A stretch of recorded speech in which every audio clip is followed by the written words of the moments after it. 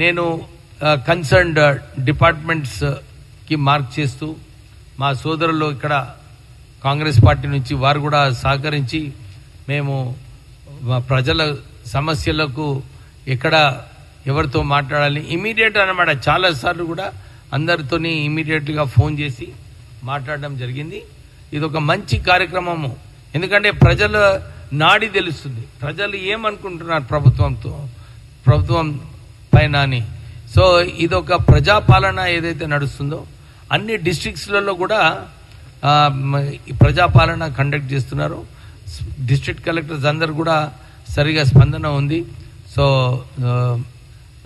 ఒకవైపు టీఆర్ఎస్ హయాంలో ఏమైందో మీరు చూస్తున్నారు, ఇప్పుడేమో కాంగ్రెస్ హయాంలో ప్రజాపాలన, డెమోక్రసీ, స్వేచ్ఛ ఏదైతే ఉన్నదో, అప్పుడైతే పోలీస్ ఇష్టం వచ్చినట్టు పోలీస్ వివరించేది.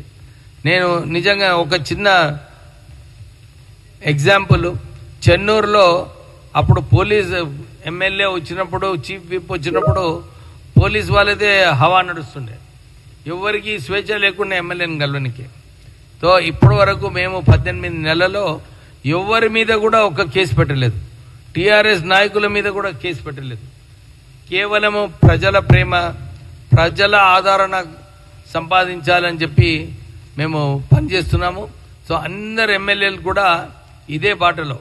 ఎందుకంటే చాలా చోట్ల మీరు చూస్తున్నారు, రేవంత్ రెడ్డి గారు కూడా ముఖ్యమంత్రిగా ఏ ఇష్యూ పైన కానీ లాంగ్ రోప్ ఇచ్చి దాని ఎవరికైనా వ్యతిరేకంగా మాట్లాడాలనుకున్నా, ఏదైనా చేయాలనుకున్నా కానీ మీరు మీ వ్యూస్ అన్ని కూడా చెప్పాలని చెప్పి ఈ డెమోక్రటిక్ వేలో ఈ కాంగ్రెస్ ప్రభుత్వం నడుస్తుంది. సో ఇంకేమైనా క్వశ్చన్స్ ఉంటే మీరు అడగొచ్చు.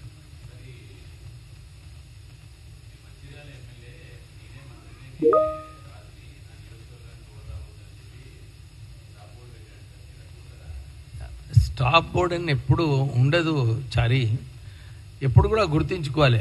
ఖాళీ మంచిర్యాల ఎమ్మెల్యే కాదు, అన్ని 119 నియోజకవర్గాలలో ఎప్పుడు ఎమ్మెల్యేనే ఉంటాడు.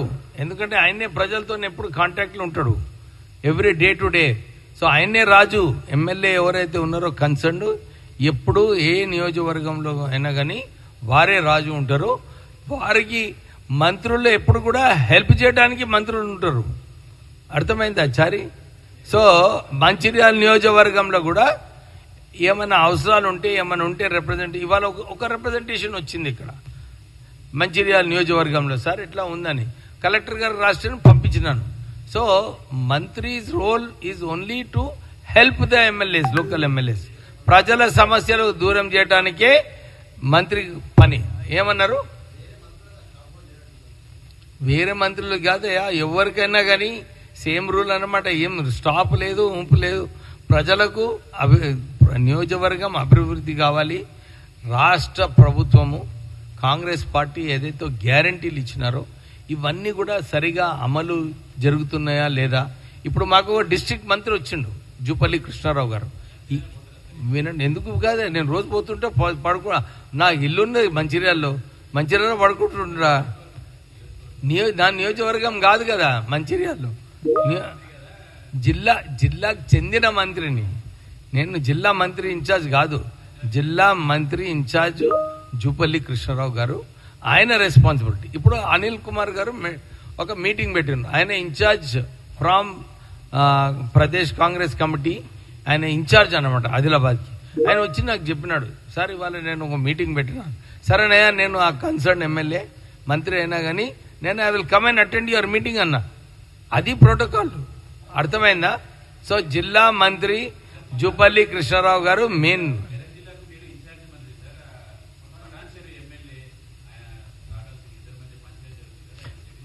అరే ఏ పార్టీలో పంచాయతీ ఉండదా?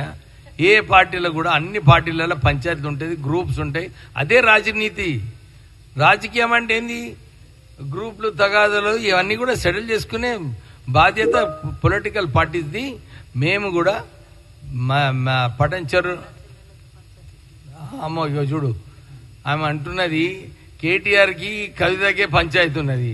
ఇక వాళ్ళకు పంచాయతీ ఉన్నప్పుడు ఇదే నియోజకవర్గాలలో ఉండదా పంచాయతీ చారి? సో మీరు ఎప్పుడు కూడా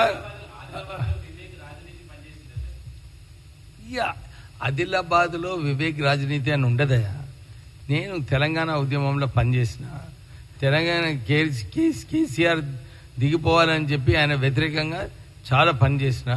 సో నాది నా స్టాండింగ్ ఉంటుంది, వేరే వాళ్ళ స్టాండింగ్ వేరే వాళ్ళు ఉంటుంది. మనకి విదిన్ ద పార్టీ ఎవరితో కాంపిటీషన్ లేదు.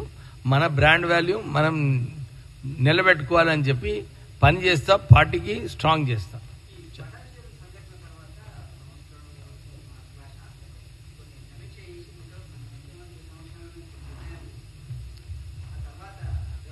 నేను నిన్న ఎమ్మెల్యే గారితో మాట్లాడినా, శ్రీనివాస్ గారితో మాట్లాడినా. I'm confident I will be able to set right that issue. అక్కడ ఉన్న ఇష్యూలు ఉంటాయి, ఎప్పుడు ఇష్యూలు లేకుంటే లైఫ్ ఏముంటుంది ఏంటి? సిగాజీ ఇండస్ట్రీస్ చెప్తుండ్రా?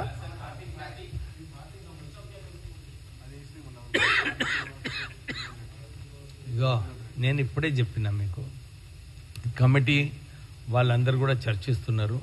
నేను కూడా ఇప్పుడు మంత్రి ఇన్ఛార్జ్గా చర్చించిన, మా రామ్మోహన్ రెడ్డి గారు వారు కూడా ఇన్ఛార్జ్ ఉన్నారు. వారు పోయి ఒక్కొక్క నియోజకవర్గంలో ఎవరిని డీసీసీ ప్రెసిడెంట్ చేయాలి, పార్టీని పదవులు ఎవరికి ఇవ్వాలని చెప్పి వారు కూడా ఒక స్టడీ చేయడం జరిగింది. నేను ఆల్రెడీ మాట్లాడిన ఎమ్మెల్యే గారితో, శ్రీనివాస్ గారితో. వాళ్ళ ఇద్దరి మధ్యన కూడా ఒక అనుకూలమైన వాతావరణం క్రియేట్ చేయడానికి ట్రై చేస్తున్నాను. షార్ట్లీ అయిపోతుంది అది. So there is no.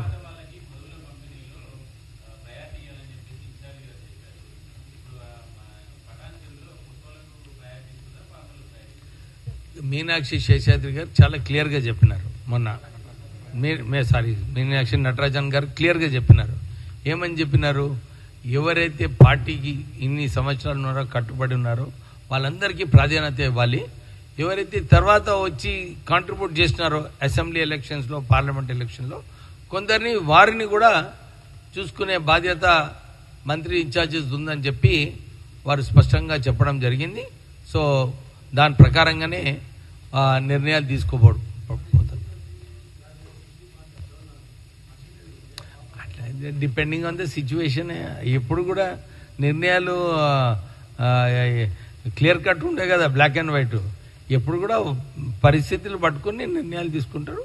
So Mahesh Kumar Goud గారు అందరి దగ్గరికి వెళ్ళి లెటర్లు తెప్పించుకుంటున్నాడు. అన్ని డేటా కలెక్ట్ చేసుకొని త్వరలోనే నిన్ననే ఆయన అనౌన్స్ చేసినారు. డిస్ట్రిక్ట్ కాంగ్రెస్ కమిటీ ఇన్ఛార్జెస్ని కూడా మేము 15th వరకు అనౌన్స్ చేస్తామని చెప్పి వారు చెప్పినారు. ఇంకా గవర్నమెంట్లో ఉన్న పదవులు, పీసీసీలో ఇంకేమైనా పదవులు ఇచ్చేది ఉంది, అది కూడా త్వరలోనే నిర్ణయం తీసుకుంటామని చెప్పి వారు మాట ఇవ్వడం జరిగింది.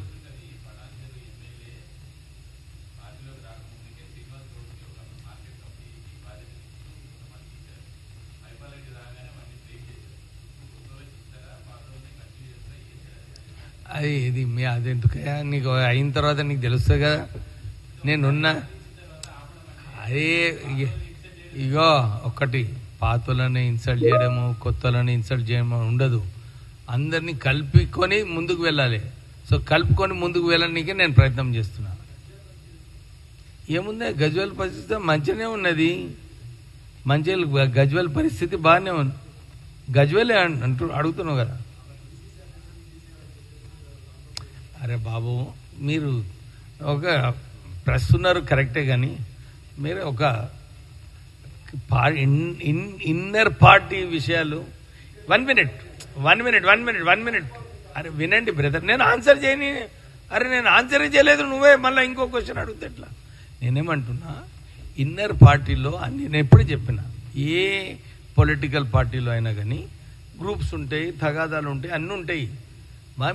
మా పని అది. ఇన్ఛార్జ్ మినిస్టర్గా మా పొన్నం ప్రభాకర్ గారు ఇన్ఛార్జ్ ఆర్గనైజేషన్ నుంచి ఉన్నారు. మేము ఇద్దరం చర్చించి ఆ ఇష్యూస్ ఏమున్నాయో దాన్ని సెటిల్ చేస్తాం. So don't worry about it. ఏది కావాలనో అది డెఫినెట్ అవుతుంది. మీరు ఎప్పుడు కూడా ఐ వుడ్ రిక్వెస్ట్, ఇక బిగ్ పిక్చర్ చూడండి. చిన్న విషయాలు ఉంటాయి. బిగ్ పిక్చర్లో ఏమైనా క్వశ్చన్లు అడగండి. కానీ ఈ డీసీసీ ప్రెసిడెంట్ని తీసేస్తారా? డీసీసీ ప్రెసిడెంట్ని తీసేయడము, తీయకపోవడం ఏం డిపెండ్ అవుతుంది? ఎవరు ఎన్ని సంవత్సరాలు ఉన్నారు డీసీసీ ప్రెసిడెంట్గా? మళ్ళీ ఒక ఎక్కువ సంవత్సరాలు ఉంటే కొత్త వాళ్ళకి ఇవ్వచ్చా? పార్టీ నిర్ణయం తీసుకుంటేది. నేను I'm not the fellow to take a decision. Incharge I can only recommend. Party high command నిర్ణయం తీసుకుంటుంది.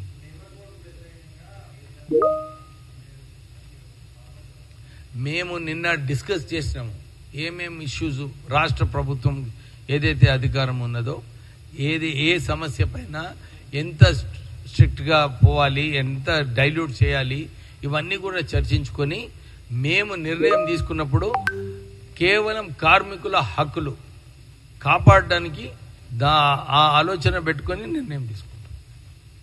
ఓకే.